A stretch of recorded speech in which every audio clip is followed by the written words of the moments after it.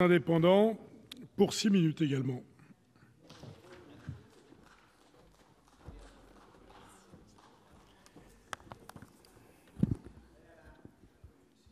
Merci. Monsieur le Président, Madame la Ministre, Madame le rapporteur, Monsieur le Président de la Commission des lois, mes chers collègues, l'objet du projet de loi relatif à la protection des données essentielles est d'adapter notre loi au paquet européen de protection des données personnelles, qui se compose d'un règlement général sur la protection des données et d'une directive spécifique au traitement mise en œuvre en matière policière et judiciaire. Les délais sont très limités car nous devons avoir transposé la directive avant le 6 mai et le règlement doit être directement applicable à partir du 25 mai. Concernant en premier lieu le règlement européen, celui-ci doit constituer le nouveau cadre de la protection des données personnelles des Européens, tout en protégeant la compétitivité des entreprises européennes. Son application uniforme est atténuée par l'existence de 56 marges de manœuvre qui sont autant d'options facultatives ou de dérogations que les États peuvent introduire dans leur droit national.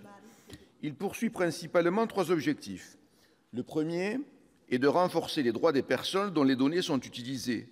Le règlement réaffirme les droits des personnes, introduit de nouveaux droits mieux adaptés à l'évolution des technologies numériques et facilite l'exercice de ces droits par des actions par mandataire, voire des actions collectives, et le droit à réparation du préjudice subi. Le deuxième objectif du règlement est de mieux graduer les obligations des acteurs en fonction des risques pour la vie privée. Le troisième objectif du règlement est de doter les régulateurs de pouvoirs à la mesure des enjeux de souveraineté numérique. Le champ d'application territorial et matériel du droit européen est considérablement élargi. Le règlement doit être appliqué non seulement dès lors que le responsable de traitement est établi sur le territoire de l'Union européenne, mais il a également vocation à s'appliquer hors de l'Union dès lors qu'un résident européen est visé par un traitement de données.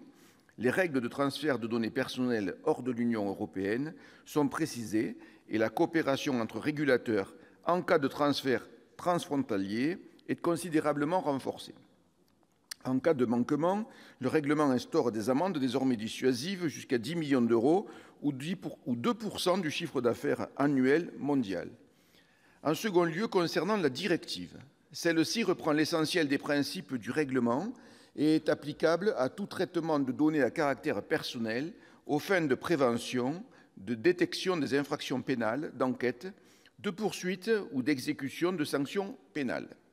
Lors de l'examen en commission des lois, un certain nombre d'améliorations ont été apportées.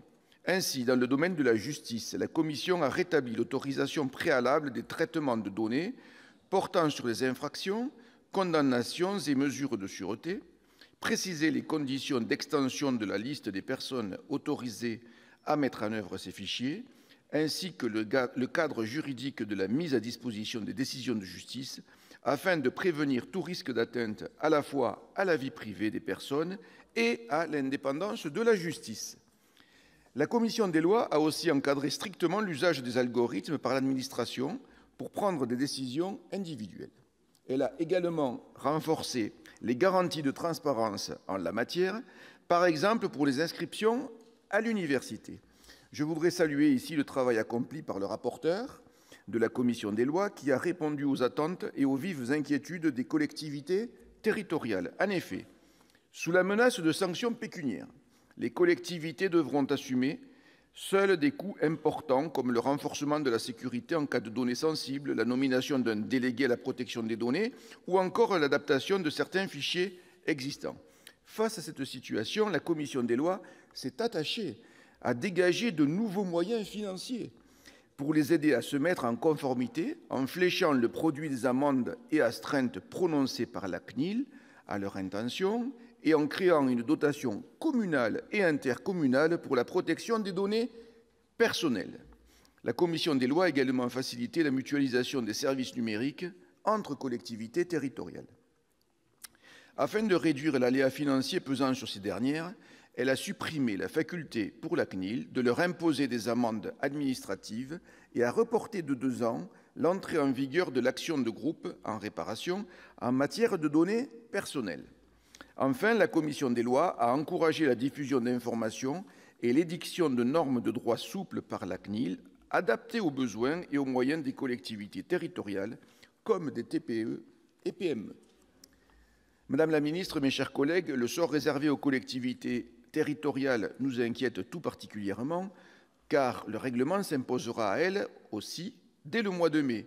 Et je me réjouis que la commission des lois, à travers son rapporteur, dont je salue ici le travail très efficace, ait dégagé 2 pistes très importantes. Les exonérer de certaines sanctions et les aider à financer et à gérer les outils devenus nécessaires. Aussi, la commission des lois ayant été attentive aux fortes préoccupations des collectivités territoriales et ayant renforcé par ailleurs les garanties pour les libertés individuelles, je voterai, et mon groupe avec, en faveur de ce projet de loi. Merci, chers collègues. La parole est maintenant à Monsieur Loïc Hervé pour le groupe Union centriste pour 5 minutes.